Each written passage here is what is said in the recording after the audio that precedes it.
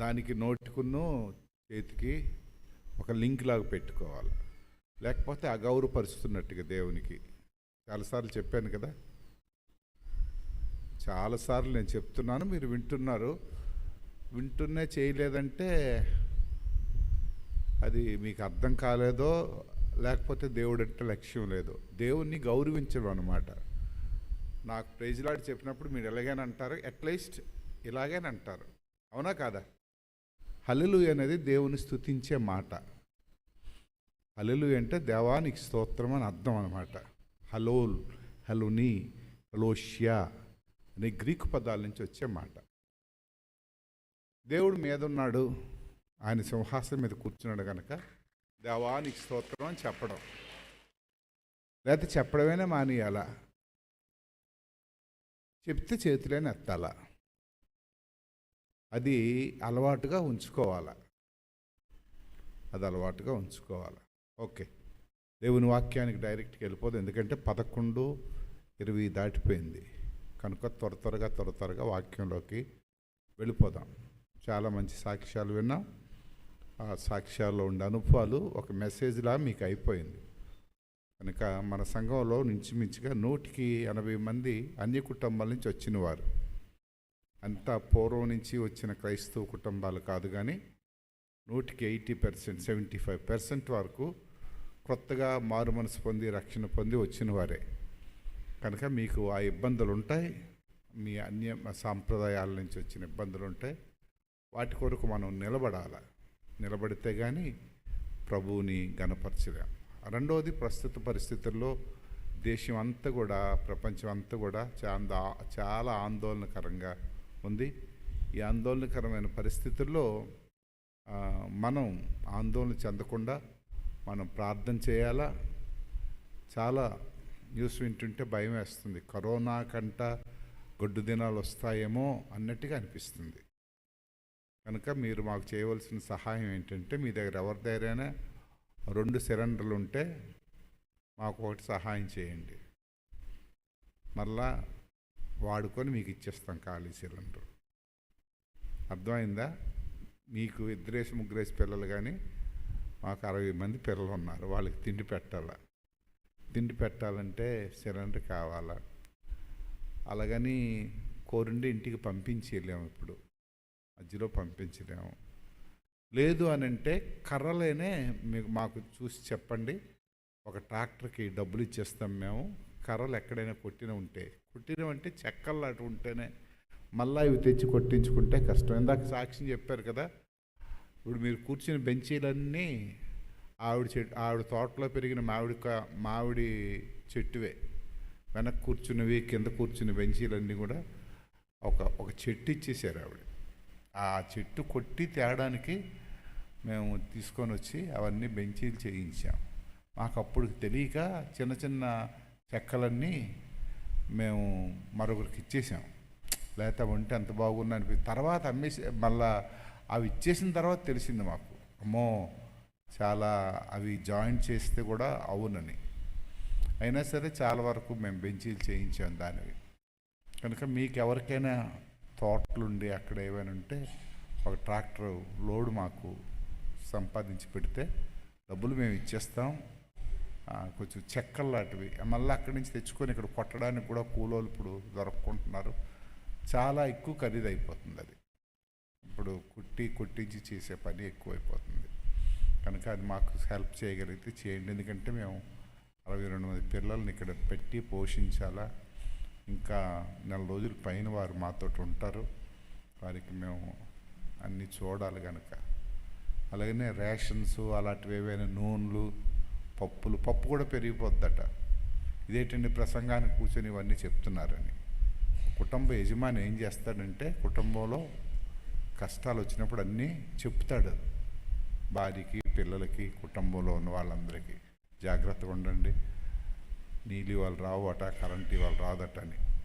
అలాగనే ఒక యజమానిగా ఈ మరి ఈ సంఘానికి ఒక నాయకుడిగా మీకు అన్ని విషయాలు చెప్తాను. పప్పులు కొనుక్కోండి, నూనె కొనుక్కోండి, డీజిల్ కూడా కొనుక్కోవాలి. మేము డీజిల్ కూడా కొనుక్కోవడానికి ట్రై చేస్తున్నాం. అంటే ఏ రోజు ఏ పరిస్థితి ఎలాగుంటుందో తెలియదు. బాంబు అంటే చిన్నది కాదు. టక్కన బాంబు పడిపోయిందంటే మొత్తం అక్కడంతా నాశనం అయిపోద్ది. బంకర్లు అంటే మొత్తం ఒక పెట్రోల్ బంక్ ఒక ఇది కాలిపోయిందంటే చిన్నవాడవంత ఉంటుంది బంకర్. మొత్తం కాలిపోయిందంటే దీంట్లో ఉన్న మొత్తం ఆయిల్ అంతా కాలిపోద్ది. కనుక పేపర్ చదువుతుండండి. ఈ షార్ట్స్ ఇలాంటి పనికిమాలవన్నీ చూడకుండా కొంచెం న్యూస్ చూస్తుంటే మీకు తెలుస్తుంది. ప్రార్థన చేస్తుండాలి. చూసిన వెంటనే ప్రార్థన చేయాలి. ఇవాళ మంచిగా మనం ప్రార్థన చేసాం. ఈ ప్రార్థన ప్రతిఫలం వస్తుంది. మరి క్రైస్తవులు ఏదైనా చేయగలరు. కష్టాల్లో ఆదుకోగలిగే దేవుడు మన దేవుడు ఒక్కడే. ఎంతమంది నాయకులు ఉన్నారు, కానీ కేఏపాల్ వెళ్ళాడు. అవుతుందో లేదో ప్రక్క పెట్టండి, కానీ ఛాలెంజింగ్గా ఒక ఛాలెంజ్ స్పిరిట్తో ఈ దీంట్లో సమాధానపరచడానికి వెళ్ళాడు ఆయన. అది గొప్ప విషయం. ఇంతమంది పెద్ద పెద్ద నాయకులు ఉన్నారు, ఎవరికి సమాధానం గురించి ఆలోచన లేదు. ఏం లాభం పొందామో ఇలాంటప్పుడు ఏది ఇది అవుతుందా అన్నట్టుగా ఉన్నారు, కానీ లాభ నష్టాల గురించి ఆలోచించారు, కానీ మరి సమాధానం గురించి ఆలోచించలేదు. ఓకే, వాక్యంకి వెళ్దాం. ఈరోజు సింపుల్గా ఒక విషయాన్ని మీకు చెప్తాను. దేవుని మాటకు విధేయత చూపిన వారికి దేవుడిచ్చే మార్పులు లేకపోతే దేవుడిచ్చే ఆశీర్వాదాలు ఏంటి అనేవి చాలా సింపుల్గా మనకి తెలిసిన విషయాలు ఇవన్నీ. కనుక ప్రతివారికి ఆశీర్వాదం అంటే ఇష్టం, దీవించబడ్డం అంటే ఇష్టం. మనందరం దీవించబడ్డాం కనుకనే ఆయన అంటే మనకి ఇష్టపడుతున్నాం, ఆయన్ని ఆరాధిస్తున్నాం, ఆయన ప్రార్థిస్తున్నాం, ఆయన గణపరుస్తున్నాం, ఆరాధనకు వస్తున్నాం, ప్రార్థనలు చేస్తున్నాం, ఉపవాసాలు ఉంటున్నాం, గొప్ప కార్యాలన్నీ చేస్తున్నాం. కనుక దేవుడు ఒక వ్యక్తిని పిలిచిన తర్వాత ఆ వ్యక్తి జీవితంలో ఏ విధంగా మార్పులు వస్తాయి, ఏ విధంగా తను ఆశీర్వదిస్తాడు. ఇంకొక బిలాయి నుంచి వచ్చిన అమ్మ చెప్పింది. ఆవిడ వచ్చిన తర్వాత స్టెప్ బై స్టెప్ ఇందాక మరొకరు చెప్పారు, స్టెప్ బై స్టెప్ ఎలా దీవిస్తాడు దేవుడు? ఒకేసారి దీవిస్తాడా? దేవుడు దీవించడానికి స్టెప్స్ ఎలా వాడతాడు అనేవి ఈరోజు మీకు త్వరగా ఒక 7 పాయింట్స్, మొత్తం చెప్పలేనేమో, పాయింట్స్ లాగా ఇచ్చేస్తాను. మీరు ఇంటికి వెళ్ళి చదువుకుంటారు. త్వరగా నేను చెప్పేస్తాను.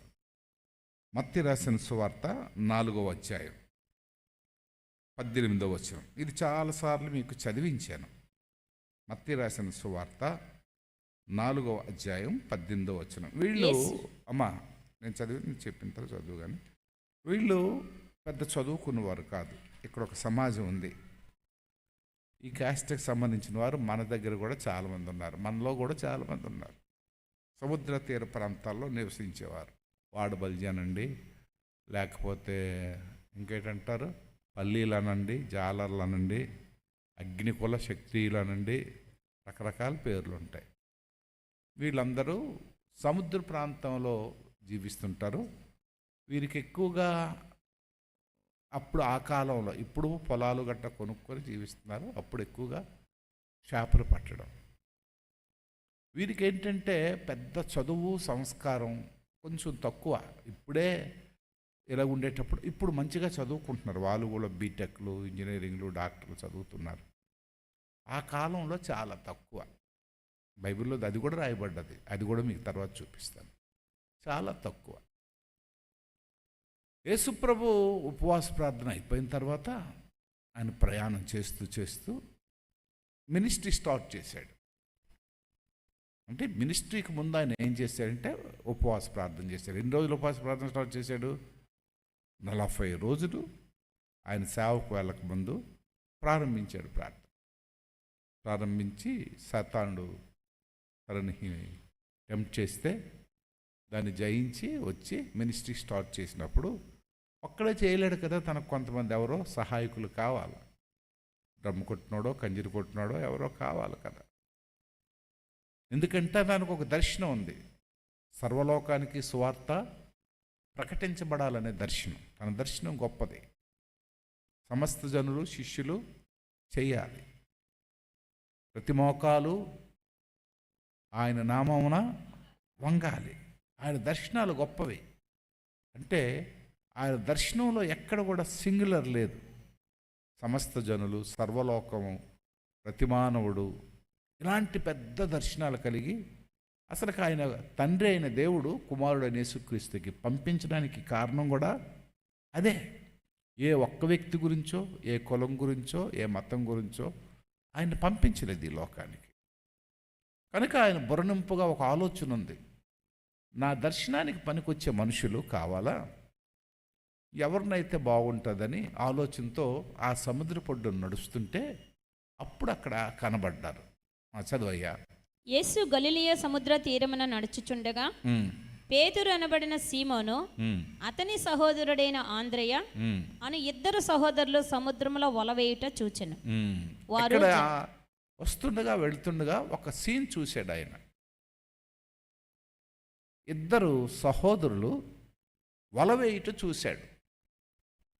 ఆయన సముద్ర ప్రాంతంలో వెళుతూ వెళుతూ చూశాడు. ఏం చూశాడంటే వలవేయుట చూశాడు. బహుశా అక్కడ ఆగుంటాడేమో యేసుప్రభు. ఆగి చూసినప్పటికీ ఈ వల వేయడానికి కారణం ఏంటంటే, వల దేనికి వేస్తారు? అది మీరు అలా మాట్లాడుతుండాలి. చేపలు పడడానికి వేస్తారు, చేపలు పడడానికి వేస్తారు.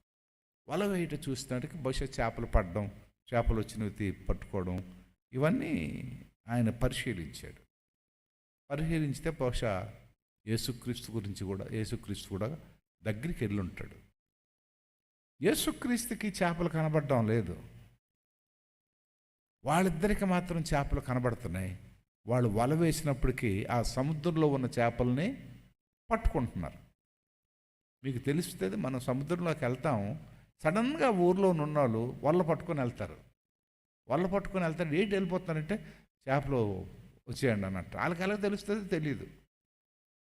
వాళ్ళకి ఎలాగో వాళ్ళకి ఆ సంగతులు తెలుస్తుంది, తేలడమో ఎగరడమో ఏదో, అది మనకి మాత్రం తెలియదు. అది అర్ధరాత్రి అవ్వచ్చు, తెల్లవారు 4 అవ్వచ్చు, టకటకటకటకట మొత్తం ఆరే అనుకొని వెళ్ళిపోతారు.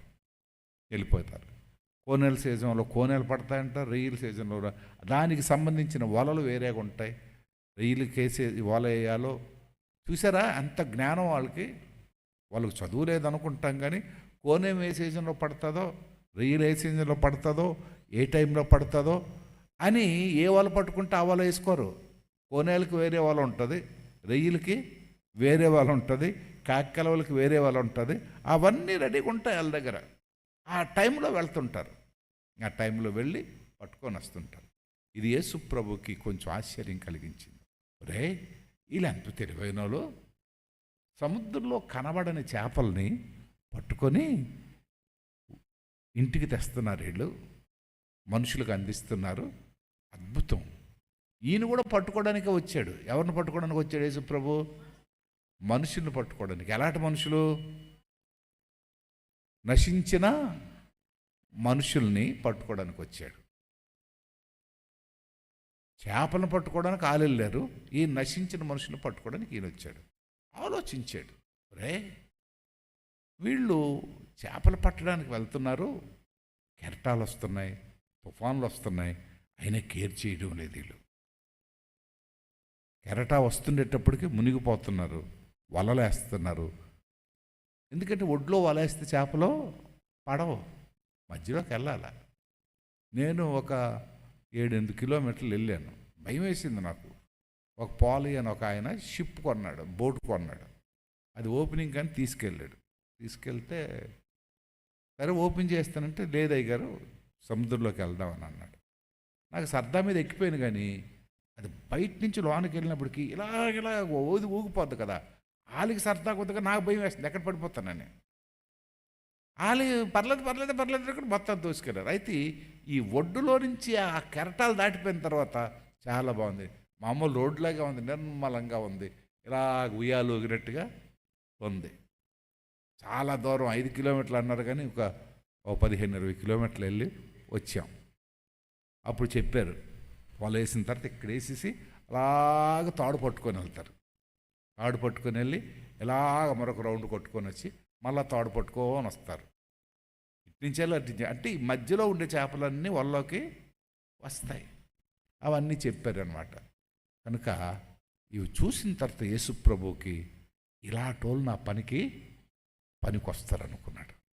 కనబడని చేపలనే పట్టుకుంటుంటే కనబడుతున్న మనుషులు నిజంగా పట్టుకుంటారేమో అని పట్టుకొని ఇప్పుడు ఏమన్నాడు ఇక్కడ, సముద్రములో వల వేయుట చూచెను, వారు జాలరులు. ఆయన, నా వెంబడి రండి, నేను మిమ్మల్ని మనుషులను పట్టు జాలరులుగా చేతునని ఒకటే ఒక పిలిపిచ్చాడు, అయ్యా నా వెంబడి రండి రండి, నేను మనుషులను పట్టు జాలర్లుగా మిమ్మల్ని చేస్తా. ఒకటే ఒక పిలుపు. చాలాసార్లు మనం కూడా పిలుస్తున్నాం, మా గుడికి రండి, ప్రార్థన చేస్తారు పాస్టర్ గారు, మా గుడిలో దీవెనలు వస్తాయి. కానీ ఎవరు వస్తున్నారా? రావడం లేదు. ఆలేటన్నారు, మీ మతంలో కలుపుకోవడానికి వస్తున్నారా? మాకు దేవుడు లేడా, మాకు లేదు, ఇలాగని అనుకుంటున్నారు. మనం దేనికి రమ్మంటున్నామంటే మీరు బాగుపడతారు, మీరు దీవించబడతారు, మీ జబ్బు పోద్ది, మీ కష్టం పోద్ది, మా దేవుడు ఆశీర్వదించే దేవుడు అని మనం పిలుస్తున్నాం. వాళ్ళు వేరేగా ఆలోచిస్తున్నారు. వారి ఆలోచన వేరుగా ఉంది, మన ఆలోచన వేరుగా ఉంది. కానీ వీళ్ళ ఆలోచన ఎంత గొప్పదో చూడండి. వెంటనే వారు తమ వలలో విడిచిపెట్టి, ఇక్కడ అద్భుతమైన ఆన్సర్ ఇచ్చాడు. వెంటనే అంటే యేసుప్రభు చెప్పిన వెంటనే వారు వలలను విడిచిపెట్టి ఆయనను వెంబడించిరి. ఈ మాట మీతో ఒక మాట చెప్తాను. మీరందరూ క్రైస్తవులు కదా, మీరెవరు హైందువులేటి? క్రైస్తవులా? ఇక్కడ ఎంతమంది క్రైస్తవులు ఉన్నారు? యేసుప్రభు అంటే ఎంతమందికి ఇష్టం? చేతులు ఎత్తండి. అందరికి ఇష్టమే. ఓకే, నేను ఎవరినో? పాస్టర్ గారినేనా? నేనేం చెప్తుంటాను మీకు? దేవుని వాక్యం మళ్ళా కదా. మరి నేను చెప్పింది వింటున్నారా? కానీ నేను కొన్ని విడిచిపెట్టిమంటాను. విడిచిపెడుతున్నారా? చూసారు ఇక్కడ తేడా? నిజానికి వాళ్ళ హిందువులు ఎవరో? వారు వాడబల్జీలు, వారు అగ్నికుల క్షత్రియులు, వారు జాలర్లు, వాళ్ళకు చదువు సంధ్య అంతా లేదు. కానీ యేసుప్రభు చెప్పిన వెంటనే వాళ్ళు చేసిన మొట్టమొదటి పని ఏంటంటే వెంటనే తమ వలలు విడిచిపెట్టి, కనీసం ఇంటికి వెళ్ళి భార్యకు కూడా చెప్పలేదండోయ్, ఇంటికి వెళ్ళి భార్యలకు కూడా చెప్పలేదు. కానీ ఇంటికి వెళ్ళి కనీసం తల్లిదండ్రులకైనా సలహా అడగలేదు. పోనీ వాళ్ళకి వాక్యం తెలుసా? యేసుప్రభు గురించి విన్నారా? ఎందుకంటే యేసుప్రభు రావడం అదే ఫస్ట్ కదా. యేసుప్రభు రావడం అదే ఫస్ట్. కానీ యేసుప్రభు మాటల్లో ఇప్పుడు వాక్యం చెప్పినట్టుగా అప్పుడు కూడా శక్తి ఉండేది. మీరు నా వెంబడ రండి, నేను మిమ్మల్ని మనుషుల పట్టు జాలరులుగా చేత. అంతే, ఒకటే మాట చెప్పాడు. నేను మిమ్మల్ని స్వస్థపరుస్తానని చెప్పాడా? మీకు డబ్బు ఇస్తానని చెప్పాడా? మీకు ఉద్యోగాలు ఇస్తానని చెప్పాడా? మీ జ్వరం పోద్ది, మీ క్యాన్సర్ పోద్ది, ఏమైనా అలాంటి మాటలేమని చెప్పాడేటి? నేను ఎందుకంటే సైకలాజికల్గా వారుకుండే తత్వం ఏంటంటే, వారుకుండే ఆలోచన ఏంటంటే, ఈయనెవడో గొప్పోడులాగా ఉన్నాడు. చేపలు పడుతున్న మనల్ని మనుషులు పట్టే జాలలుగా చేస్తాడు. ఇది చేపలు పడుతున్నాం, ప్రాణం లేదు, జీవం లేదు, మనస్సు లేదు, ఆలోచన లేదు. అలాంటి వాటి పడుతున్నప్పుడు మనస్సు, ఆలోచన, తిరస్కారపు స్వభావం ఉండే మనుషులు పట్టే జాలలుగా. ఇదేదో మంచి బాగుంది ఉద్యోగం. మనుషులకి వినే స్వభావం ఉండదు, మనుషులకి తిరగబడే స్వభావం ఉంటుంది. ఎంతమందికి అండి మీకు స్వభావం? ఇప్పుడు ఇందాక గజని చెప్పాడు, ఎంతకాలం ఆయన దక్షిణభాగం లేదట. నేను చెప్పాను, ఆయన చెప్పాడా? ఎంత వేస్తాడట ఆదివారం? తనకి 20 రూపాయలు, వాళ్ళ కూతురికి 20 రూపాయలు, వాళ్ళ ఆవిడికి 20 రూపాయలు. నిజంగా ధైర్యంగా చెప్పడానికి మెచ్చుకున్నాను నేను ఆయన్ని. అంటే తను చేసిన పొరపాటుని దేవుని సన్నిధిలో చెప్పడం. ఎన్నిసార్లు వినుంటాడంటారు వాక్యం? ఆయనే కాదు, మీరు కూడా ఎన్నిసార్లు వినుంటాడంటారు? పాస్టర్ గారు మాటలవి దేవుని వాక్యమా? మగవాళ్ళు చెప్పండి, ఎవరు మాటలవి? ఎంత కాలం బట్టి వినుంటాడంటారు? ఎన్ని సాక్ష్యాలు ఇక్కడి నుంచి చెప్పుంటాడంటారు? మారు మనసు పొందండి అని ఎన్నిసార్లు విన్నామో, అలవాట్లు మానేయండి ఎన్నిసార్లు విన్నామో, గుడికి రండి అని ఎన్నిసార్లు విన్నామో, ప్రార్థనకు రండి అని ఎన్నిసార్లు విన్నామో, ఉపవాసం ఉండండి ఎన్నిసార్లు విన్నామో. కానీ ఆశీర్వాదం లేదు మనకి. ఎందుకు వారు ఆశీర్వదింపబడ్డారు? వారి పేర్లు బైబిల్లో ఉన్నాయి. ఎందుకు మనకు ఒక చరిత్ర లేదు? మనం చచ్చిపోతే చెప్పడానికి ఏ విశేషాలు ఎందుకు ఉండవు అనంటే వారు అమాయకులైన యేసు ప్రభు చెప్పినట్టుగా విన్నారు. అబ్రహాం ఏం చేశాడంటే, ఆయన అన్యుడే. అబ్బాయ్ నువ్వు రావయ్యా, నేను నిన్ను ఆశీర్వదిస్తాను, నిన్నే కాదు నీ పిల్లల్ని ఆశీర్వదిస్తానంటే వచ్చేసాడు అంతే, మరొక మాట లేదు. మోషే నువ్వు వచ్చేవయ్యా, ఏదో సాకు చెప్పాడు, అయ్యా నేను నత్తోడిని గుద్దు అనేదని, రావయ్యా నేను చెప్తున్నాను కదరా, నేను వచ్చేసాడు. బైబిల్లో ఎన్నో క్యారెక్టర్స్ అవన్నీ వింటున్నాం మనం, అవి వాళ్ళకే అనుకుంటున్నాం మనం. ఆ క్యారెక్టర్స్ అన్నీ ఆ క్యారెక్టర్స్కే అనుకుంటున్నాం. అలాగే నేను ఎందుకు ఉండకూడదు, ఆ క్యారెక్టర్లో నేను ఎందుకు ఇమ్మడకూడదు, ఆ చరిత్ర నా జీవితంలో ఎందుకు రాకూడదు, నా పేరు అక్కడ ఎందుకు ఉండకూడదు అని ఎన్నిసార్లు ఆలోచించాం మనం. ఆ ప్రసంగంలో ఉండే ఆ మెయిన్ హీరో నేనెందుకు అవ్వకూడదు అని ఎప్పుడైనా ఆలోచించామా? వెంటనే విడిచి ఆయనను వెంబడించిరి. ఆ తర్వాత చదవమ్మా. ఆయన అక్కడి నుండి వెళ్ళి జెబెదయి కుమారుడైన యాకోబు, అతని సహోదరుడైన యోహాను అను మరి ఇద్దరు సహోదరులు తమ తండ్రి అయిన జెబెదయి యొద్ద దోణిలో తమ వలలు బాగు చేసుకుని చుండగా చూచి వారిని పిలిచెను. వెంటనే వారు తమ దోణెను తమ తండ్రిని విడిచిపెట్టి ఆయనను వెంబడించారు. ఇది ఇంకా మరికొంచెం ఎక్స్ట్రా. అక్కడ వలలు విడిచిపెట్టి వచ్చారు, ఎక్కడొచ్చామో దోనెను తమ తండ్రిని విడిచిపెట్టి ఆయనను వెంబడించారు. ఈ మాటలు వింటుంటే నేను చాలాసార్లు చదివాను, చాలా ప్రసంగాలు చేశాను వీటి మీద, లీడర్షిప్ గురించి. బహుశా తండ్రి చెప్పుంటాడు, తొందరపడుతున్నావేటో వెనక ముందు ఆలోచించుకుంటే వీళ్ళు చెప్పుంటారే, నాకంటే పెద్దవాళ్ళు ఆంధ్రేయును పేతురు చిన్నోళ్ళు కాదు, చేపలు పడుతున్న వాళ్ళు వెళ్తుంటే మేము ఒడ్డున్న వాళ్ళు మేము ఎందుకు వెళ్ళాం, ఆయన పడుతున్నారు అంటే ఎక్కడున్నవో వెతుకుతున్నారు, వీళ్ళు సిరిగిపోయిన వలల్ని బాగు చేస్తున్నారు. అంటే కొంతమందిని పట్టడానికి, కొంతమందిని బాగు చేయడానికి. దేవునికి స్తోత్రం. ఈ రెండు గ్రూప్స్ ఎక్కడున్నాయంటే చర్చిలోనే ఉన్నాయి. మనని దేవుడు ఎందుకు ఏర్పాటు చేసుకున్నాడంటే నశించిన ఆత్మల్ని పట్టడానికి, రక్షించడానికి. రెండోది, రక్షించిన ఆత్మలు కొన్ని బ్యాక్గ్రౌండ్ అయిపోతుంది, వెనక్కి వెళ్ళిపోతున్నారు, సరైన ఆధ్యాత్మిక స్థితిలో ఎదగలేకపోతున్నారు. సర్వీస్ ఉంటుంది, సీనియారిటీ ఉంటుంది, కానీ సిన్సియారిటీ వారిలో లేదు. ఎన్ని సంవత్సరాలు అయిపోయిన ఎదుగు బతుకు లేదు, ఎదుగు అనుభవం వారికి లేదు. ఇలాగంటున్నాను మీరు అనుకోవద్దు. 50 సంవత్సరాలండి, 30 సంవత్సరాలండి, అక్కడి నుంచి ఏంటి నీ సంవత్సరాలు నీకేం చేస్తాయి? మా తాతది కట్టాడండి, మా తండ్రిది కట్టాడండి, మా ఇవన్నీ నీకేం పనికిరావు. నీకు దేవునికి ఉండే సంబంధమే నీకు పనికి వస్తుంది, నీకు దేవునికి ఉండే అనుబంధమే నీకు పనికి వస్తుంది. మీ తాత భక్తి అయితే నీకేంటి, ఆయన పరలోకం వెళ్తాడు. చాలామంది జీవితాన్ని ఇలాగ లక్ష్య పెట్టి ఇలాగ చెప్పుకుంటూ బతికేస్తున్నారు.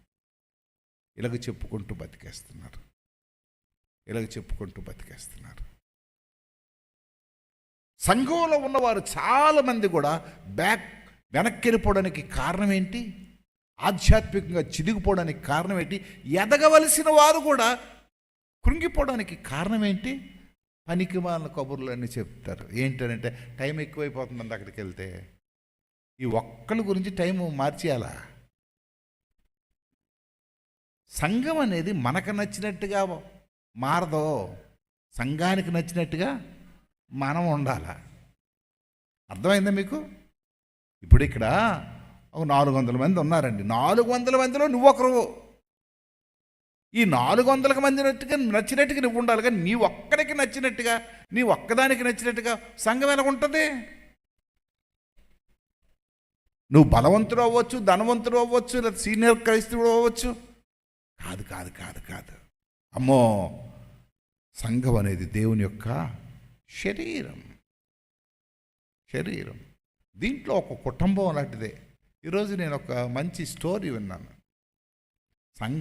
సంఘాన్ని కుటుంబాన్ని పోల్చాడు ఆయన. అది మీరు కూడా చూసుంటారేమో. ఆ సంఘంలో ఒక కుటుంబాన్ని మిడిచాడు. ఆ కుటుంబం ఎలాగుంటుందట, సంఘంలో తండ్రి ఉంటాడట, తల్లి ఉంటుంది, కూతుర్లు ఉంటారు, కొడుకులు ఉంటారు, కోడళ్ళు ఉంటారు, అల్లుళ్ళు ఉంటారు, అత్త ఉంటుంది, మామ ఉంటుంది. మెయిన్ రోల్ ఎవరిదటంటే అత్తదట. మెయిన్ రోల్ ఎవరిది? అత్తది. చెప్పండి మీరు, అత్తది. మీకు అత్తనే, అత్తదట. అత్త బాస్ అయిపోద్ది ఇంటికి. కోడలకి తెల్లవారు లేచావా, తెల్లవారు టిఫిన్ చేసి దాంట్లో టమాటా పచ్చడి, కొబ్బరి పచ్చడి ఇవన్నీ చేసి ఉంచు, బాబు క్యారేజ్ కట్టి కూతురు పాప వచ్చాము ఎక్కడికి వెళ్తుంది అంటే వీళ్ళు కూతురుకి కూడా ఎవరు చేయాలి సేవ? కోడలే. వాళ్ళ కూతుర్లకి, వాళ్ళ పిల్లలకి, వీళ్ళ పిల్లలకి ఎవరు చేయాలి సేవ? వాళ్ళే. తెల్లవారు లేచి కోడలు చేస్తుంటుందా పని. కూతురు బెడ్రూమ్లో పడుకుంటుందట, 8 అయిపోద్ది లేగదట. కూతురు 8 అయిపోద్ది లేగదట. లేపదట వెళ్ళి, అమ్మ కొంచెం పడుకొని దుప్పటి కప్పుతుందట. ఏడు కప్పుతుంది. కూతురికి లేపదు, కోడలకి ఏం చేస్తుంది? మీరు అలాంటి వాళ్ళు ఉన్నారని నేను చెప్పడం లేదు, చెప్తున్నా. ఆయన చెప్పాడని నేను చెప్తున్నాను, అలాంటి చెప్తున్నా. ఆ అత్త గురించి చెప్తూ అంటాడు, సంఘంలో అత్తలు పోర్షన్ ఏంటంటే వీళ్ళు పని చేయరట, అందరికీ పెద్ద రకం సెలవు ఇస్తారు. ఎలాంటిది? అలా అక్కడ తుడిసావా, ఇల్లు అక్కడ చేసావా, వాళ్ళు రాలేదేటి, ఇంకా వీళ్ళు రాలేదేటి, వీళ్ళకి నచ్చిన వాళ్ళు రాకపోయినా వీళ్ళు అంటే వీళ్ళకి కొంతమంది కూతుర్లు ఉంటారు, కొంతమంది కోడళ్ళు ఉంటారు. కోడళ్ళు రాలేదేటని చూస్తారు. అది అయిపోయింది. పక్కింటి ఆవిడ ఒకటి వచ్చిందట ఒకసారి. వచ్చి, ఏంటమ్మా కోడళ్ళు గిన్నెలు కడుగుతుందా అని అన్నారట. చెప్పిందా నీకు? అడగాల, ఆవిడే కడుగుతున్నాను. ఆవిడేటి చెప్పలేదు. అదే చెప్తాను నీకు, అదే చెప్తా అంటే లేదు అని అన్నారట. లేకపోతే నీకెలా తెలిసిందంటే, తప్పేళ్ళు చూశాను, నత్తలుగా ఉన్నాయంటే. నత్తలుగా ఉన్నాయంటే ఒక్కదైతే అవ్వడు కదా, ఎప్పుడు తగ్గుతుందో పడాలి తోసేస్తుంటుందట. బాబు ఇది పెట్టు అని పడాలి తోస్తే అన్నీ నత్తలు అయిపోతుంటాయి టైప్. చూశాను, అవి చూసి పోల్చుకున్నాను నేను అని అన్నదట. ఇది అత్త పని. కనుక అత్తలతో జాగ్రత్త కోడళ్ళారా, అత్తలతో జాగ్రత్త. చర్చిలో కూడా అత్తలు కోడళ్ళలాగా మారిపోవాలి, కానీ చర్చిలో అత్తలు ఉండకూడదు, చర్చిలో అత్తలు ఉండకూడదు. సరే, కోడల గురించి, కూతురు గురించి చెప్తుంది. అల్లుంపలు తెల్లవారు 8:30కి లేస్తుందట. అదినా బ్రష్ పెట్టుకొని ఇల్లంతా తిరుగుతుందట, పళ్ళు తోమదు, మురికి మనిషి అనమాట. మొహం కడుక్కొని తిరగాలి కదా, బ్రష్లు ఎత్తి ఇలా వదినా కాఫీ చేసావా అని బ్రష్ ఇలా దోముకొని ఇల్లంతా తిరుగుతుందట. అంటే అమ్మ ఉంది కదా ధైర్యం, అలా అమ్మ ఉంది కదా ధైర్యం. మొగుడు ఏటనలేడు, ఎందుకు అత్తారింట్లో ఉంటున్నాడు కనుక ఏమనలేడు. అలాగ ఒక్కొక్కరి గురించి చెప్తూ, ఇంట్లో నాకు ముసలివాడు ఉంటాడట, ఆడు మామ అన్నీ చూస్తాడట, ఎవ్వరికి ఏటంటట. కళ్ళుండి గుడ్డోడ్లాగా, చెవురుండి చెవిటోడ్లాగా అలా ఉంటాడట. ఎవరైనా అడుగుతారట, ఏంటయ్యా ఇలాగ ఉంది ఇల్లు, గొడవలు గురించి చెప్పారంటే, అడిగితే ఇది దగ్గరికి రాదు, అది కాపీ అవ్వదు, జరగవలసింది ఏదో జరుగుతుంది, టైంకి ఏదో ఇచ్చేస్తున్నారు, ఎందుకు ఈ గొడవ? కనుక ఆ టైం కాలు గొడవ వేడుకున్న టైంకి ప్యాంట్ వేసుకొని బట్టలు వేసుకొని బయటికి వెళ్ళిపోతాడట. అది ఎప్పుడు తగ్గుతుందో చూసి మళ్ళీ వచ్చేస్తాడట ఆయన. కానీ ఒక్కదాయి ఉంటుందట తల్లి. ఎవరావిడి? తల్లి. అన్నీ భరించేస్తుందట, అన్నీ ఆవిడ ఆడమనిషే కదా. ఆయన చెప్తూ అంటాడు, చర్చిలో నీ రోలు తల్లిలాగా ఉండాలా. సహించే మనస్సు, ఓర్పు కలిగే మనస్సు, ప్రేమ కలిగే మనస్సు, ఆదరించే మనస్సు, ఎదుటివారిని చేర్చుకునే మనస్సు, తల్లిలాగా ఉండాలా, తల్లిలాగా ఉండాలా.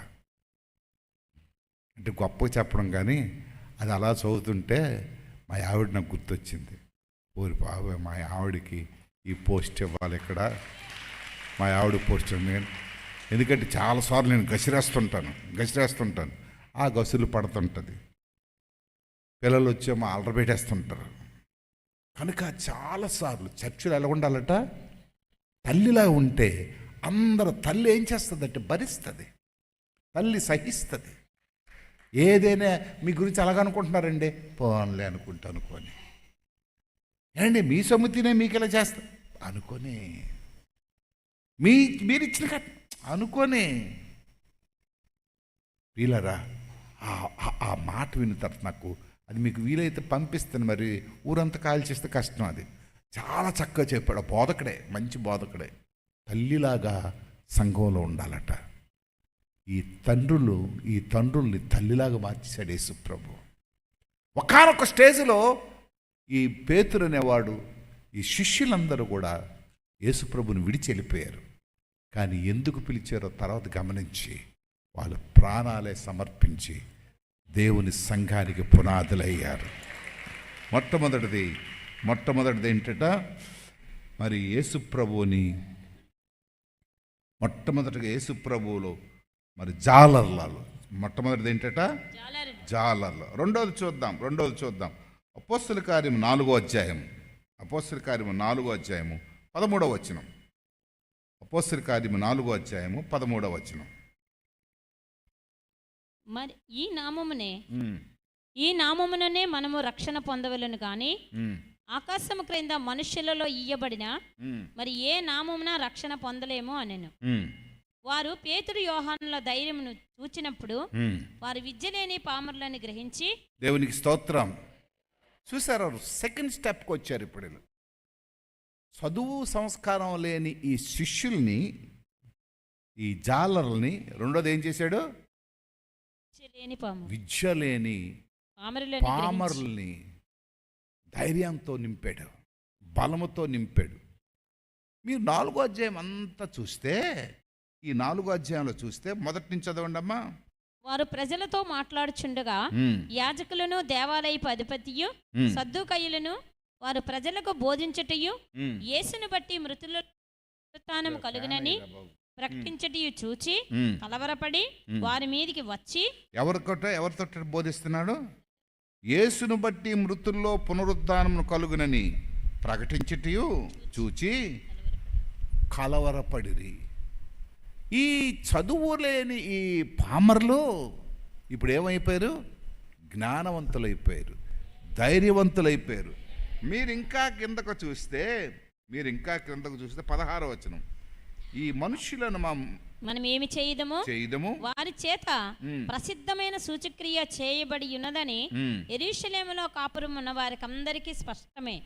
అది జరగలేదని చెప్పజాలము. అయినను ఇది ప్రజలలో ఇంకా వ్యాపింపకుండుటకై ఇక మీదట ఈ నామమును బట్టి ఏ మనుషులతో నైనను మాట్లాడకూడదని మనము వారిని బెదరు పెట్టవలనని చెప్పుకొనిరి. దేనికి బెదరడం లేదు, ఇప్పుడు ఎవరికి బెదరడం లేదు. అధికారులు వచ్చి, ఎక్కడ చెప్పకూడదు యేసుప్రభు దేవుడని, నువ్వు ఎక్కడ చెప్పకూడదు యేసుప్రభు దేవుడని. మీరు సూచక్రియలు చేస్తుంటే అద్భుతాలు జరిగిపోతున్నాయి, ఆశ్చర్యకార్యాలు జరిగిపోతున్నాయి, ప్రజలు స్వస్థపడుతున్నారు, ఇది ఇక్కడితో ఆపేయండి అని అంటే, మేము ఆపమయ్యా అని చెప్పకూడదని, మాట్లాడకూడదని, బోధించకూడదని వారికి ఆజ్ఞాపించారు. అందుకు పేతురు ఏమంటున్నాడు? అందుకు పేతురు యోహాను వారిని చూచి, దేవుని మాట వినుట కంటే మీ మాట వినుట దేవుని దృష్టికి న్యాయమా? మీ మాట వినుట దేవుని దృష్టికి న్యాయమా? మీరే చెప్పుడి. అంటే విద్య లేని వీరుకి ఎంత ధైర్యం వచ్చిందో చూడండి. సెకండ్ స్టెప్ ఇది. సముద్ర పడ్డున ప్రాంతాల్లో ఒక అమాయక ప్రజల్ని, ప్రియులరా మీ అందరికీ ఒక మాట చెప్తున్నాను, మైకంటే తెలియని ప్రజలు ఇక్కడ నిలబడి సాక్ష్యాలు చెప్తున్నారంటే ఎక్కడి నుంచి వచ్చిన ధైర్యం అది? దేవునికి స్తోత్రం. ఒక్కొక్కరు ఆపపోతే అరగంటే చెప్పేస్తారు సాక్ష్యం. ఎంత బలం, ఎంత ధైర్యం!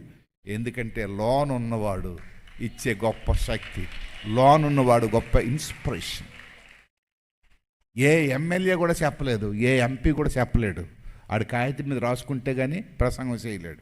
మీకో నిలబడమ్మా యేసుప్రభు నెలగ నమ్ముకున్న చెప్పంటే, మా పక్కింటి వాళ్ళు ప్రార్థన చేసింది, ఎదురింటి వాళ్ళు ప్రార్థన చేశారు, మా అయ్యగారు ఇలా చెప్పారు, మా అమ్మగారు ఇలా చెప్పారు, మా చర్చిలో ఇలా జరుగుతుంది. మొత్తం అంతా ఈ మైకు, ఈ ప్రజలు, ఎంతమంది ప్రజల మధ్య ఎవరికైనా చెప్పానండి, గడగడ గడగడ గడగడ గడగడలాడిపోతారు.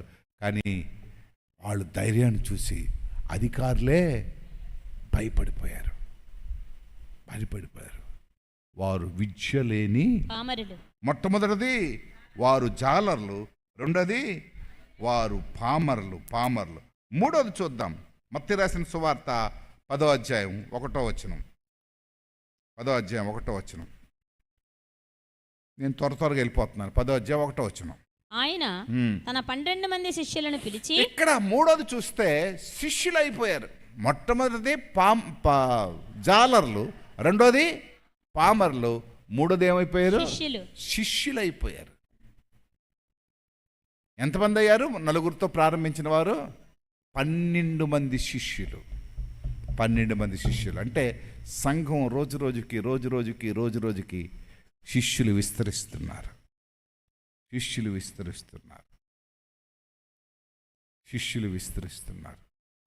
పిలిచి 12 మందిని శిష్యులను పిలిచి అపవిత్రాత్మలను వెళ్ళగొట్టుటకును. ప్రియులారా, ఇక్కడ ఈ జాలర్లకి, ఈ పామర్లకి కొన్ని రెస్పాన్సిబిలిటీస్, కొన్ని అథారిటీస్, కొన్ని అధికారాలు ఇస్తున్నాడు. ఏంటి అధికారాలంటే అపవిత్రాత్మలను, మొట్టమొదటి ఏంటట? అపవిత్రాత్మలను వెళ్ళగొట్టుటకును, ప్రతి విధమైన రోగమును, ప్రతి విధమైన వ్యాధిని స్వస్థపరచుటకును వారికి అధికారం ఇచ్చెను. ఆ 12 మంది అపొస్తలుల పేర్లు ఏవనగా, వీళ్ళకి ఏంటంటే పిలిచి, అబ్బాయి ఈ రోజు నుంచి మీరు నాకు శిష్యులు అయిపోయారయ్యా. శిష్యుడు అంటే అర్థం ఏంటి? గురువు గారు ఏది చెప్పితే అది చేయడమే. గురువు గారు ఎక్కడికి వెళ్ళమంటే అక్కడికి వెళ్ళాలా, గురువు గారు ఎక్కడ కూర్చోమంటే అక్కడ కూర్చోవాలా, గురువు గారికి ఏ పరిస్థితుల్లోనూ నో అని చెప్పడానికి వీల్లేదు. అంటే ముందు జాలర్లు, తర్వాత పామరులు వీళ్ళని ట్రైనింగ్ ఇచ్చి ఇప్పుడు ఏం చేశారంటే గురువు గారికి అసిస్టెంట్లుగా పెట్టుకున్నాడు. పుట్టినే పెట్టుకోలేదండి, వీళ్ళకి అధికారాలు ఇచ్చాడు. ఏంటంటే అధికారం?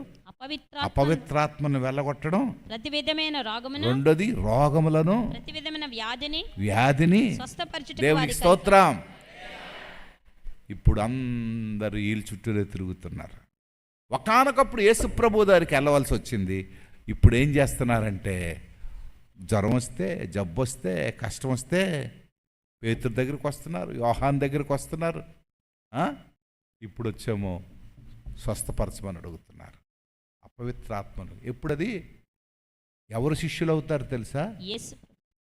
ఎవరు శిష్యులు అయ్యారు? ఇప్పుడు యేసు ప్రభు శిష్యులు అయ్యారు. ఎలాగవుతారు? అన్నీ విడిచిపెట్టి. ఈరోజు చాలామంది శిష్యులు ఎలాగవుతున్నారంటే ఆదివారం వరకు ఉద్యోగం చేసుకుంటారు, ఆదివారం పాస్టల్ అయిపోతున్నారు కొంతమంది. వెరీ అంటే రాంగ్, అంటే వాక్యంలో ఆధారం లేని పనులు చేస్తున్నారు. ఆదివారం వరకు ఉద్యోగం. కాపరి అంటే అర్థం ఏంటంటే ఆయనకి ఏముండాలా? గొర్రెలు ఉండాలా, గొర్రెలను కాసేవాడై ఉండాలా. ఆదివారం వరకు ఉద్యోగం, ఆదివారం కాపరి. ఒక అభిషేకం ఉండదు, ఒక పిలుపు ఉండదు, ఒక దర్శనం ఉండదు, ఒక పిలుపు ఉండదు. దేవుడు తనతో మాట్లాడయ్యా పలానా దగ్గరికి వెళ్ళని చెప్పుండ్రు. ఎక్కడుంటాడో, ఎక్కడ ఉద్యోగం చేస్తాడో, ఏ ఊర్లో ఉంటాడో అక్కడే పని చేస్తాడు. ఇంకా నేను శ్రీకాకుళంలో చేయలేక, మా మామగారు మంచి పొజిషన్లో ఉండేవాడు. అప్పుడు శ్రీకాకుళంలో నన్ను పెట్టవచ్చు, లేకపోతే మంచి పట్టణం వైజాగ్లో పెట్టవచ్చు. కానీ దేవుని దర్శనం ద్వారా ఈ పలాస రావడం జరిగింది. ఈ పల్లెటూరు ఎందుకు వస్తాను నేను? నా ఎడ్యుకేషన్ కానీ, నా భార్య ఎడ్యుకేషన్ కానీ, ఆయన అప్పుడు ఇంటర్నేషనల్ డైరెక్టర్గా ఉండేవాడు. భారతదేశానికి, నేపాల్, బంగ్లాదేశ్కి, మొత్తం 3 దేశాలకి ఇంటర్నేషనల్ డైరెక్టర్గా ఉండేవాడు. ఎక్కడికైనా పంపించవచ్చు ఆయన, మాకు ఎక్కడికైనా పంపించవచ్చు. కానీ మా అత్తగారు ప్రార్థన చేశారు, మా అమ్మ కూడా ప్రార్థన చేసి, మన్నా సంస్థ అమలాపురంలో ఉందని, అటు వెళ్ళొద్దు, ఇటువైపు వెళ్ళు, ఇటువైపు సేవ లేదని మా అమ్మ నన్ను కూర్చుని పెట్టి బోధించింది. సేవ లేని దగ్గరికి వెళ్ళు. మా అత్తగారు 3 రోజులు ఉపవాసం ఉండి ప్రార్థన చేస్తే ఉత్తర దిక్కు నిలిపో. అప్పుడు ఎక్కువగా పెంతుకొస్తోళ్ళు దర్శనాన్ని, కళల్ని నమ్మేవారు. వెళ్ళిపో అని అంటే అప్పుడు వచ్చాను నేను ఇక్కడికి. అయితే నాకు కాశీబోకు సంబంధం ఏంటి? నా ఉన్న ఊరు కాదు, నేను పుట్టినూరు కాదు. దేవుడు నన్ను దర్శించాడు, దేవుడు నాకు ఇక్కడికి వెళ్ళమన్నాడు, అందుగురించే వెళ్ళాను, అందుగురించే దేవుడు నన్ను వాడుకున్నాడు, అందుగురించే దేవుడు నాకు సంఘాలు కట్టడానికి అవకాశం ఇచ్చాడు. ఈరోజు నేను సంతోషంగా బ్రతకడానికి ఈరోజు నేను జీవిస్తున్నాను. ఈరోజు పరిస్థితి చూసి చాలామంది ఏడుస్తారు. అయ్యగారికి ఎట్టి కార్లు ఉన్నాయి, అయ్యగారికి ఎట్టి మేడలు ఉన్నాయి. ఒకరోజు నన్ను ఆదుకునేవారు ఎవరు లేరు, ఒకరోజు నాకు టీ ఇచ్చేవారు ఎవరు మీలో ఎవరు కనబడరు. కానీ నా ప్రభు నాతో ఆ రోజు నుంచి ఈ రోజు వరకు కూడా ఉన్నాడు. ఇక్కడ అదే శిష్యులకి నేర్పించాడు. నువ్వు అక్కడికి వెళ్ళిపో, నువ్వు ఇక్కడికి వెళ్ళిపో, నువ్వు ఆ ప్రాంతంకి వెళ్ళు. ఆ కోవలోనే తోమా ఎక్కడికి వచ్చాడు? భారతదేశానికి వచ్చాడు. భారతదేశానికి వచ్చి సేవ ప్రారంభించాడు. చాలాసార్లు దైవ సేవకుల గురించి తక్కువ అంచనా వేస్తారు. ఒక్కసారి కూర్చొని ఆలోచించండి, అసలు కుమార్ గారి స్టేటస్ ఏంటి, కుమార్ గారి బ్రతుకేంటి, కుమార్ గారి బ్యాక్గ్రౌండ్ ఏంటి, ఆయన ఇక్కడికి రావడం ఏంటి, ఇక్కడ పరిచయం చేయడం ఏంటి, ఉద్యోగం రిజైన్ అవ్వడం ఏంటి, అమ్మగారికి సొంత స్కూల్ ఉంటే ఆవిడ రావడం ఏంటి ఇక్కడ. ఒక్కసారి ఆలోచించండి మీరు. దేవుని పిలుపు మేరకు ఎక్కడికి వెళ్ళమంటే అక్కడికి వెళ్ళవలసిందే. ఈరోజు చాలామందికి ఒక పిలుపు ఉండదు, ఒక దర్శనం ఉండదు. ఏదో ఒక స్థలం కొనేయడం, ఏదో ఒకటి చేసేయడం, దానివల్లనే చాలామందికి దేవుని సేవ ఈజీ అయిపోయింది.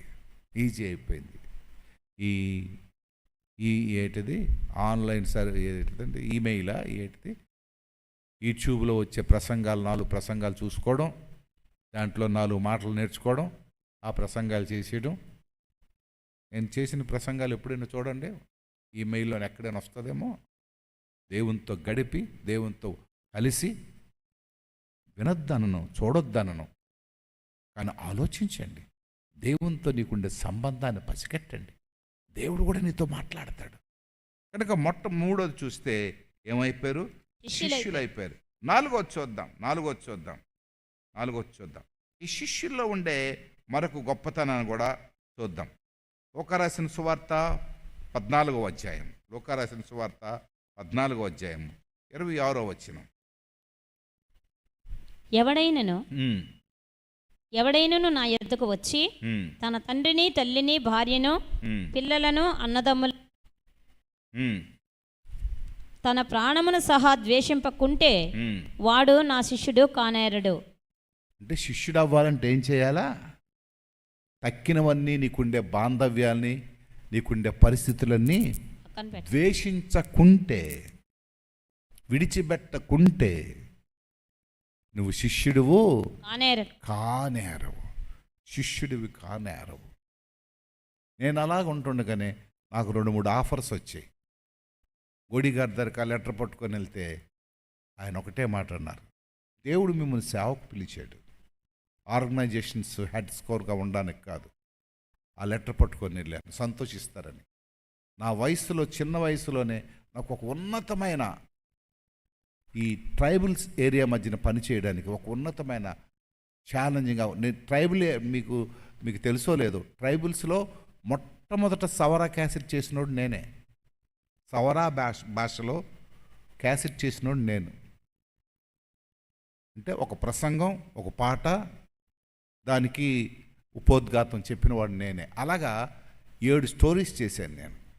దాన్ని ఇనాగ్రేషన్ చేయడానికి ప్రమాణిక్ అని ఒక ఐఏఎస్ కలెక్టర్, ఆయన రిజైన్ ఇచ్చి సేవకు వచ్చి ఆయన దాని రిజగ్నేషన్ ఇనాగ్రేషన్ చేసి ఆయన నా కొరకు ఒక ప్లాన్ గీశాడు.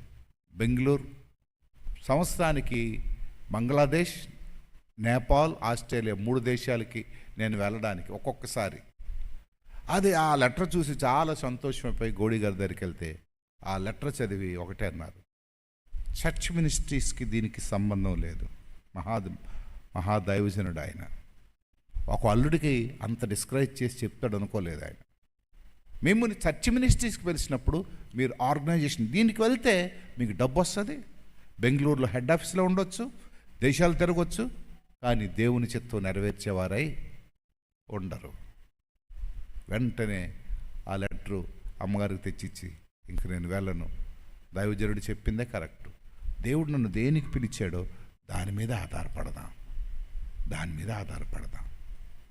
ఇక్కడ అంటున్నాడు, విడిచిపెట్టకపోతే నువ్వు నా శిష్యుడువు కానేరవు. అక్కడ కింద మాట 28 మరియు మీలో ఎవడైనను ఒక గోపురము కట్టింప గోరిన ఎడల దానిని కొనసాగించుటకు కావలసినది తన యొద్ద ఉన్నదో లేదో అని కూర్చుండి తగులుబడి మొదట లెక్క చూచుకొనని ఎడల అతడు కాదమ్మది.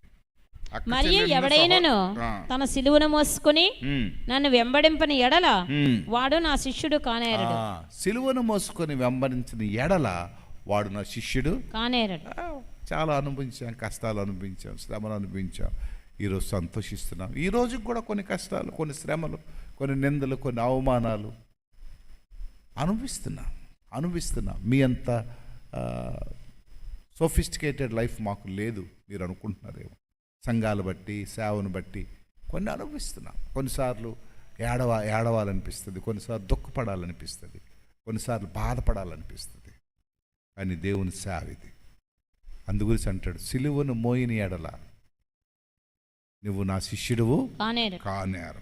4వ చూద్దాం. 10వ అధ్యాయం, మత్తయి రాసిన సువార్త 10వ అధ్యాయము 2వ వచనం. ఆ 12 మంది అపోస్తలుల పేర్లు ఏవనగా, ఇక్కడ ఏంటంటే అపోస్తలుడిగా మార్చాడు. మొట్టమొదటి దేనిగా మార్చాడు చెప్పండి? జాలర్లు. రెండోది పామర్లు. మూడోది శిష్యులు. 4వది అపోస్తలులు. ప్రమోషన్స్ ఇస్తున్నాడు ఒక్కొక్కటి. అపోస్తలులు అంటే సంఘాలు నిర్మించేవారు. అపోస్తలుడు పాస్ట్ అంటే ఒక సంఘంతో సంతోషిస్తాడు. అపోస్తలుడు అంటే సంఘాలను కడుతూ వెళ్ళడం.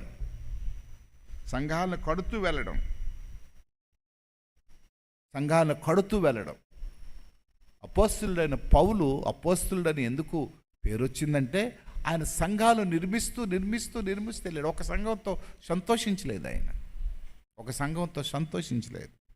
నాకు ఇప్పుడు ఇంకా ఏజ్ భారం బట్టి నేను వెళ్ళలేకపోతున్నాను. ఆ హెల్త్ కండిషన్స్ బట్టి ఇంకా నా హృదయంలో ఆలోచన ఉంది.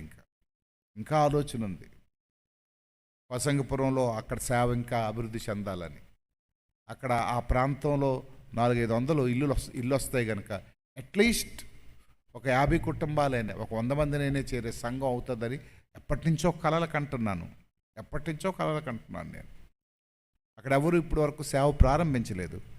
అది పునాది వేయక ముందు నుంచే ముందుగానే వెళ్ళి ఆ రూట్లోంచి ఎప్పుడు వెళ్తున్నా అక్కడ కారు ఆపేసి నిలబడి ప్రార్థన చేసేవాడు. దేవుడు అనుకోకుండా ఆ దర్శనాన్ని నెరవేర్చి రెడ్డి గారు అక్కడ స్థలం ఇచ్చారు. మీకు తెలుసు అది. ఎన్నోసార్లు అక్కడ ఇల్లులు వస్తాయని తెలుసుండి ఎన్నోసార్లు ఆ ప్రాంతంలో వెళ్ళి ఆపి ప్రార్థన చేసి ప్రభు ఇక్కడ స్థలం అని దేవుడు అద్భుతంగా ఇచ్చాడు. కనుక నా ఉద్దేశం ఏంటంటే ఎలాగైనా సరే అక్కడ అద్భుతమైన ఒక పరిచర్య జరగాల. ఒకవేళ నా సంపూర్తయిన ఆరోగ్యం మరలా వస్తే మరలా అక్కడ ఏదో ఒకటి చేయాలని ఆలోచన ఉంది.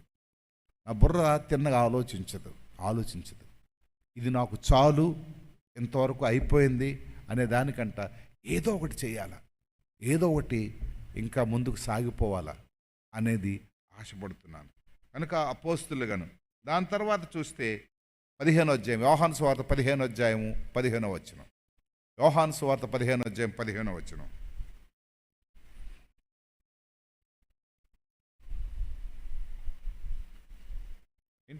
దాసుడు తన యజమానుడు చేయదానని ఎరుగుడు గనుక ఇక మిమ్మల్ని దాసులని పిలువక మిమ్మల్ని దాసులు అని పిలువ. కనుక నెక్స్ట్ ఏమయ్యింది? దాసుడు. అపోస్తలుల తర్వాత ఏమయ్యారు వీళ్ళు? దాసులు. దాసుడు ఎప్పుడు ఏం చేయాలంటే యజమానుడు చెప్పు చేతిలో ఉండాలా. యజమానుడు చెప్పినట్టుగా వింటేనే దాసుడు అవుతాడు. యజమానికి మించిపోయి బతకడానికి ట్రై చేయకూడదు. యజమానికి పక్కదారి నొక్కేసి మీదకి వెళ్ళిపోవడానికి ట్రై చేయకూడదు. నిన్నే ఒక ప్రసంగం నేను తయారు చేశాను. అమ్నోను గురించి అద్భుతమైన ఉపదేశం ఒకటి చదివానికి పూర్తిగా చదవలేదు. అమ్నోను నశించిపోవడానికి కారణం అమ్నోనులో ప్రవహించే గర్వం, అహంకారం, అమ్నోనులో ప్రవహించే దురాలోచనలు ఎటువంటివి. ఇటువంటివి. కనుక ఇంతవరకు అపోస్తులైనా సరే యేసు ప్రభువుకి వీళ్ళు దేనికి ఏ విధంగా ఉండేవారు? దాసులుగా ఉండేవారు. కానీ ఆ దాసుల్ని ఇప్పుడు ఏం చేశాడు ఆయన? నేటి నుంచి మీరు పిలవక స్నేహితులని పిలుచుచున్నాను, స్నేహితులని పిలుచుచున్నాను. దాసునికి స్నేహితునికి తేడా ఏంటి? దాసుడు మనతో కూర్చోడు. కానీ ఇక్కడ ఒక ఆలోచించండి, అందరు నా వైపు చూడండి. దాసుడుకునే అవకాశం పెద్ద కోటీశ్వరుడికి కూడా ఉండదు. సపోజ్ మన మినిస్టర్ గారో లేకపోతే ఎంపీ గారో లేకపోతే ప్రధానమంత్రి వచ్చాడు అనుకోండి, డైరెక్ట్గా మా బెడ్రూమ్లోకి రాగలడా? రాలేడు. నేను పిలిస్తేనే వస్తాడు. కానీ మా హాస్టల్ పిల్లలు, మా ఇంట్లో ఉన్న పిల్లలు ఖచ్చితంగా ట్యాబ్లెట్స్ తెచ్చుకురంటే ఇందాక నేను కూర్చున్నప్పుడు తలనొప్పి వస్తుంది వాళ్ళు ఎందుకో. మా కుర్రోడికి చెప్పాను, అదే ట్యాబ్లెట్ ఉంటే తెచ్చారంటే డైరెక్ట్గా మా బెడ్రూమ్లోకి వెళ్ళి తలనొప్పి ట్యాబ్లెట్ తెచ్చాడు. మా ఇంట్లోన అలా అక్కడికి వెళ్ళకూడదు ఎక్కడికి వెళ్ళకూడదు అని ఉండదు. మా బెడ్రూము, మా బాత్రూములు మొత్తం అన్నీ వాళ్ళకి తెలుస్తాయి. అంటే దాసుడు ఎలాగుంటాడంటే యజమానుడితో కలిసి జీవిస్తాడు. దాసుడికి తెలిసినన్ని విషయాలు ఇంకెవరికి తెలియవు. మా డ్రైవర్ ఉన్నాడు అనుకో, మొత్తం ఆ విషయం కొంతమంది ఏటో పెద్ద సీక్రెట్ లాగా అనుకుంటారు, కానీ ఆ సీక్రెట్ అనుకునేవి బయటకు తెలిసిపోతాయి. మరొకటి తెలుసు మీకు, మనం ఎంత సీక్రెట్గా ఉంచాలనుకుంటున్నామో అంత బయటికి తెలిసిపోతాయి. ఏంటి కొంపలు మునిపడి సీక్రెట్లు ఉంటాయి చెప్పండి? మనము ఎవడికి చంపేస్తామా, ఎవడికి బతికిస్తామా, ఎవడికి ఇది చేస్తామా? కనుక యజమానుడికి దాసుడికి ఉండే కనెక్షను ఇంకొకరికి ఉండదు. అందుగురించే నయమానుకి స్వస్థపరచడానికి ప్రధానమైన కారకురాలు ఎవరైంది? ఆ ఇంటిలో ఉన్న పని మనిషి. ఏ డాక్టర్లు ఎంతమందో సైన్యాధికారి కనుక పెద్ద వాళ్ళు అందరూ వచ్చి ఉంటారు, కానీ ఆయనకు ఉండే కుష్టు రోగాన్ని గురించి తెలుసుకున్నది ఎవరో? ఆ చిన్నది, ఆ ఇంట్లో ఉండే పని మనిషి. మా ఇంట్లో ఉండే లొసుగులన్నీ ఎవరో తెలుస్తాయి తెలుసా? మా పిల్లలందరికీ తెలుస్తాయి. తెలుస్తాయి. కనుక ప్రియులారా, దాసుడు. కానీ ఇక్కడ అంటున్నాడు, ఇక మీరు దాసులు కాదు, ఇప్పుడు ఏమవుతారు? నా స్నేహితులు అవుతారు. స్నేహితుడికి దాసుడికి ఉండే అవకాశం ఏంటంటే, దాసునికి అవకాశం ఉంటుంది కానీ మనసు ఇప్పి మాట్లాడరు. చిన్న ప్రెస్టేజ్ ఇష్యూ ఉంటుంది. కానీ స్నేహితుడితో ఏం చేస్తాడంటే, మనసులో ఉండే భావాలన్నీ మనందరికీ కూడా కొంతమంది స్నేహితులు ఉంటారు. వాడికి డబ్బు ఉండొచ్చు, డబ్బు లేకపోవచ్చు. వాళ్ళకి అందం ఉండొచ్చు, అందం లేకపోవచ్చు. మన వయస్సు ఉండొచ్చు, మన వయస్సు వాళ్ళు కాకపోవచ్చు. స్నేహం అనేది ఇద్దరిలో ఒకరు భావాలు ఒకరు పెంచుకోవడానికి అర్థం ఉంటుంది. నేను ఈ కాశీబొగ్గులకు వచ్చిన తర్వాత ముసలోళ్ళు 2-3 ఉండేవారు నాకు స్నేహితులు. పండగారు ఒకరు స్నేహితుడు. ఆయన పండగారు అంటే పెద్ద కోటీశ్వరుడు, అప్పటికి చాలా పెద్ద డబ్బు గలాడు. సాయంత్రం లోనా మీద వచ్చేవాడు, నన్ను ఎక్కించుకెళ్ళేవాడు. వాళ్ళ షాపుకి తీసుకెళ్ళి, రే 1/2 టీ తెచ్చి రానివాడు. ఓరిడి మోకం టీయే ఎంత ఉంటుందంటే దాంట్లోనా 1/2. ఆయన కోటీశ్వరుడు, అప్పటికే కోటీశ్వరుడు. ప్రతిరోజు మా ఇంటికి వచ్చేవాడు. ఇక్కడ కోతనారాయణ అని ఒకడు ఉండేవాడు, డిక్కల అన్నాజీ అని ఒకడు ఉండేవాడు. వీళ్ళందరూ నాకు స్నేహితులు. ఇక్కడికి వచ్చి కూర్చునేవారు. వాళ్ళు వయసులు చాలా పెద్దవి. వాళ్ళందరూ చచ్చిపోయారు అనుకోండి ఇప్పుడు. కనుక స్నేహానికి వయసుతో సంబంధం లేదు. కొంతమంది చిన్న పిల్లలు నాతో స్నేహంగా ఉంటారు. బామ్మద్ది కూతురు దగ్గర ఉంది. నేను వెళ్ళినప్పుడు డబ్బులు రెడీ చేసేది. మాయా ఇదిగో డబ్బులన్నీ నాకు డబ్బులు ఇచ్చేది. చాలాసార్లు చాలా విచిత్రంగా ఉంటాయి స్నేహాలు. మనసిప్పి మాట్లాడుకోవడానికి, కష్టసుఖాలు మాట్లాడుకోవడానికి. చాలామంది అంటారు, కానీ భార్యతో అన్నీ చెప్పగలరంటారా? చెప్తారా? నేను నా భార్యతో ఏది దాచుకోకుండా చెప్తాను అన్న వాళ్ళు చేతులెత్తండి. చెప్పండి, ఇప్పుడు తెలుస్తుంది. ఏది దాచుకోండి. అమ్మ నేను ఏది దాచుకోనండి, మా భర్తలతో చెప్పేస్తాను అన్న వాళ్ళు చేతులెత్తండి. నిజం చెప్పాలబ్బా, దేవుని గుడిలోనే ఉన్నాం. ఏది దాచుకోకుండా ఒక్క ఆవిడ ఎత్తింది. మరి కష్టం. ఎందుకంటే ఈ హృదయం చాలా గందరగోళం అయిందండి. కొన్నిసార్లు అందమైన వాళ్ళని చూస్తాం, భయ ఎంత బాగుంది అని అనుకుంటాం మనసులోనే. పక్కన భార్య ఉంటుంది, భయ ఎంత బాగుంది అని బయటికి అన్నావు అనుకో, నీ పని అయిపోద్ది. చాలా కష్టం. మనసు కదా. లేటుగా వచ్చావనుకో, దానికి ఏదో కారణం చెప్తాం, కనుక ఇవన్నీ జరగనివి. కానీ ఇక్కడ అంటున్నాడు దేవుడు, మనకి దేవుడు మంచి స్నేహితుడు. మనం చేసిన తప్పులు కూడా చెప్పుకుంటాం. తాగేసి వచ్చావనుకో, భార్యకి జాంకాయ నక్కులో జాంకాయలతో తొక్కలో ఏవో చదివేసి వస్తారు. కానీ నువ్వు తాగేసినా, వ్యభిచారం చేసేసినా, ఎవడికి చంపేసినా, ఏది చేసినా ఎవరికి చెప్తాం? మనం దేవుడికి చెప్పేస్తాం. ఆయన మంచోడండి. నువ్వెంత పనికిమాలినోడు అయినా నువ్వు చెప్పినవన్నీ వింటాడు. నువ్వు చెప్పినవన్నీ పర్లేదురా, ఇక్కడి నుంచైనా మారు అని చక్కటి సమాధానం ఇస్తాడు ఆయన. ఆయన క్షమాపణకర్త, ఆయన ప్రేమ గలవాడు. నువ్వెంత పనికిమాలినవాడు బాబు. కొన్నిసార్లు పాపం చేయకపోవచ్చు, హృదయంలోనే పాపం చేస్తాం. ఇది సహజం. బైబిలే ఉంది, నేను పాపాత్ముడు కాదనుకున్నవాడు వట్టి అబద్ధికుడు. నాకు పాపం రాదండి, పాప తలపులు రా, అవి బుట్టి నీ మాట, నీవు తప్పుడు మాటలు అవి. వట్టి అబద్ధకుడు. కానీ పాపం క్షమించేవాడు మాత్రం ఒకడున్నాడు మనకు. ఆయన ప్రభు అక్కడే. కనుక ఆయన స్నేహితుడు. చివరగా ఇంకొకటి చెప్పి, అది ఇంకా గమ్మత్తుగా ఉంటుంది, అది చెప్పి నేను ముగిస్తాను. యోహాను సువార్త 20వ అధ్యాయము 17వ వచనం. 20వ అధ్యాయం 17వ వచనం. యేసు ఆమెతో, నేను ఇంకనూ తండ్రి యొద్దకు ఎక్కిపోలేదు గనుక. 20వ అధ్యాయము యోహాను సువార్త 20వ అధ్యాయం 17వ వచనమేనా? అదే. నన్ను ముట్టుకొనవద్దు, అయితే నా సహోదరుల యొద్దకు వెళ్ళి నా తండ్రియు మీ తండ్రియు నా దేవుడును మీ దేవుడునైనా. వెళ్ళమంటున్నాడు నా సహోదరుడు. మనకి ఏం చేశాడు ఆఖరికి? సహోదరులు అయిపోయాం. దేవునికి స్తోత్రం. మీరు సహోదరులు అయిపోయారు, మేమేమైపోయాం? ఇది ఒక ప్రమాదకరమైన మాట. ఇది సహోదరులు అయితే ఏమవుతుంది? మనకి ఆయన ఆస్తి మీద హక్కు వస్తుంది. ఈ మాట నాకు పట్టుకొని తెలవాలి, ప్రభువా నువ్వు గొప్ప ఆస్తిపరుడు, నీ మహదైశ్వర్యం గొప్పది, నాకు కొరతలు ఉన్నాయి, ఇదిగో ఈ రేకులు పెట్టాలి, ఇప్పుడు 3 లక్షలు ఎంత కావాలి, ఇప్పుడు మళ్ళీ ఈ రేకులన్నీ తీసి మళ్ళీ వేయాల, డబ్బులు లేవు. ఎందుకంటే అక్కడక్కడ కన్నాలు అయిపోయేవి, ఏది చేయాలో తెలియదు. మరొకసారి ఈ సందర్భంలో చెప్తున్నాను, కొంతమంది ఇస్తానని చెప్పి కొంతమంది ఇవ్వలేకపోయారు. అటువంటి వాళ్ళకి ఏదైనా చేయగలిగితే చేయండి. ఒక్కొక్క రేకు 1200 ఎంత ఉంటుంది. ఎవరైనా చేయగలిగితే, కొంతమంది వాగ్దానం చేసింది ఇవ్వలేకపోతున్నారు కొంతమంది.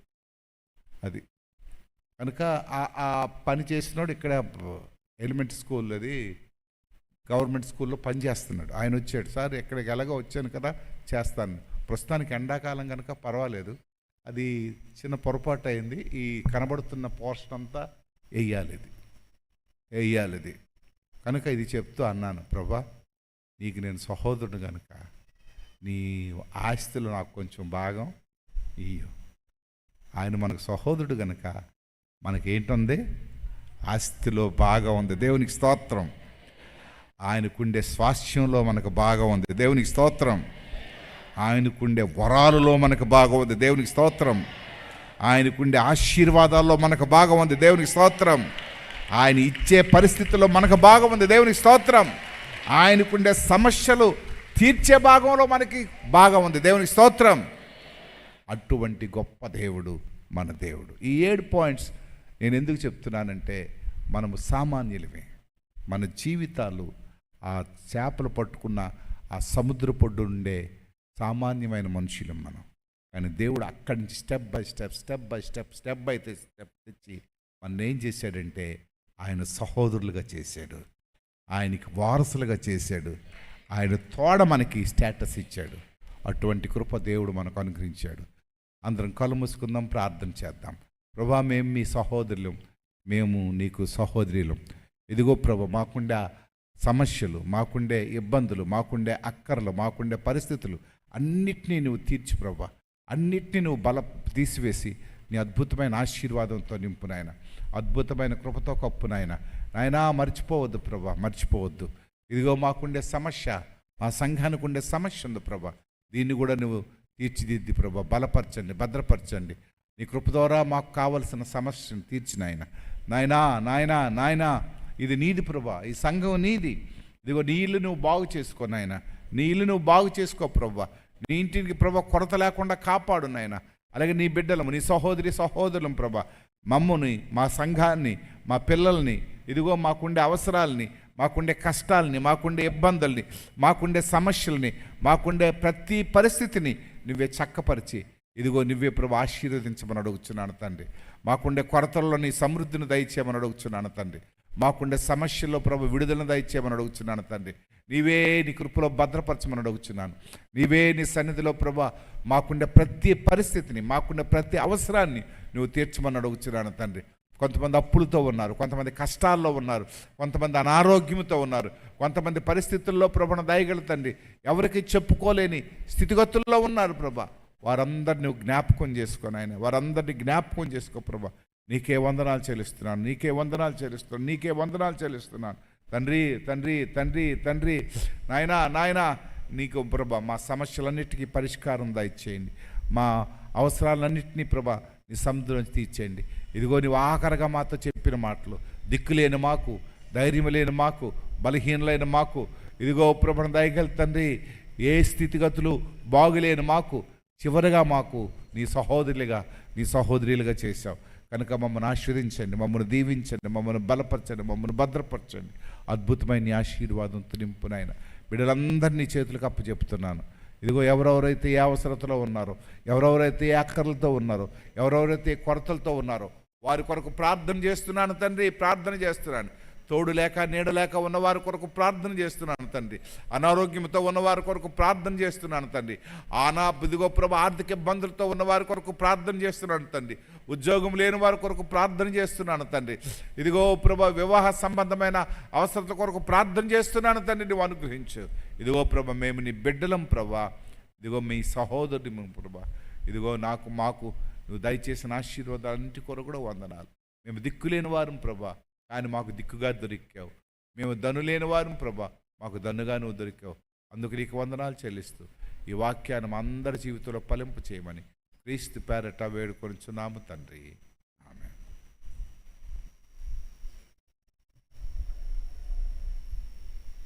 కానుకలు తీసుకొచ్చిన వారు మీ స్థలాల్లో మీరు లేచి నిలబడినట్లయితే, మరి సంతోష్ మేషారు దుక్కి, అలాగే